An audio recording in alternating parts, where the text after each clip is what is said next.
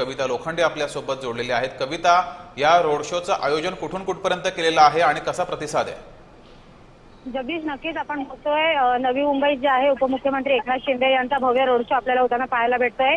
ऐरोली मतदारसंघामध्ये जे आहे विधानसभा मतदारसंघामध्ये हा रोड शोचं आयोजन करण्यात आलेलं आहे। दिघा येथून पूर्ण तुर्भेपर्यंत जे आहे हे रोड शो असणार आहे आणि मोठा जनसमुदाय उपमुख्यमंत्री एकनाथ शिंदे यांना बघण्यासाठी जो आहे तिकडे आपल्याला पाहायला भेटतोय। शिवसैनिकांमध्ये मोठं उत्साहाचं वातावरण पाहायला भेटतंय।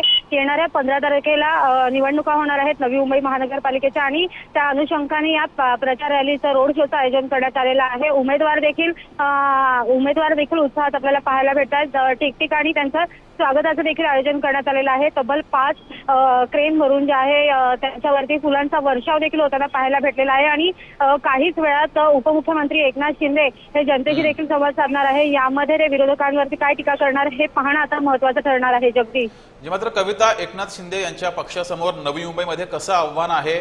कारण समोर भाजपा सुद्धा आहे, ताकदीने लढत आहे। नक्कीच जगदीश, बघायला गेलं तर अनेक वर्षांपासून नवी मुंबईमध्ये भाजपची सत्ता आपल्याला पाहायला भेटलेली आहे। गणेश नाईकांचं वर्चस्व जे आहे ते नवी मुंबईवरती पाहायला भेटलेलं आहे आणि या निवडणुकी दरम्यान जे आहे युती जी आहे ती फिसकटलेली आपल्याला पाहायला भेटत आहे।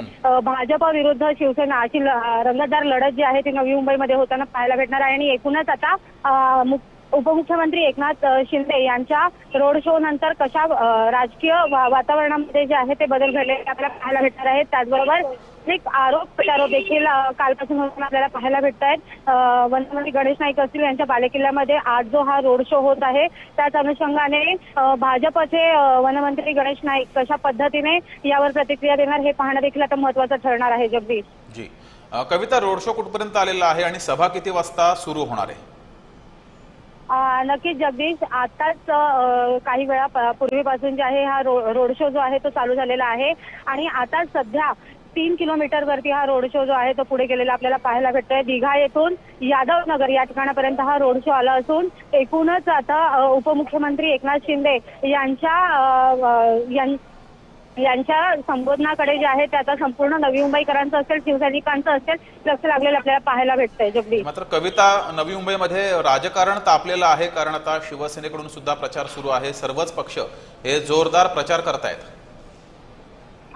नक्कीच जगदीश, बघायला गेलं तर नवी मुंबईमध्ये राजकारण गेल्या अनेक दिवसांपासून आपल्याला तापलेलं पाहायला भेटतंय। एकूणच भाजप विरुद्ध शिवसेना अशी अटीतटीची निवडणूक जी आहे ती पाहायला भेटणार आहे आणि अशातच आज रोड शोचं आयोजन करण्यात आलेलं आहे। मोठे शिवसैनिक रस्त्यावरती उतरलेले आहेत आणि यांच्याच विरोधात भाजपचं देखील आज भव्य रॅलीचं आयोजन देखील करण्यात आलेलं आहे। तुर्भे येथून ही रॅली निघणार आहे आणि मध्ये जे आहे भाजप विरुद्ध शिवसेना असं देखील आमने सामने टक्कर होण्याची शक्यता वर्तवण्यात येते। जगदीश, ठीक आहे कविता, तुम्ही या रोड शोवर लक्ष ठेवून राहा। तुर्तास धन्यवाद दिलेल्या माहितीबद्दल।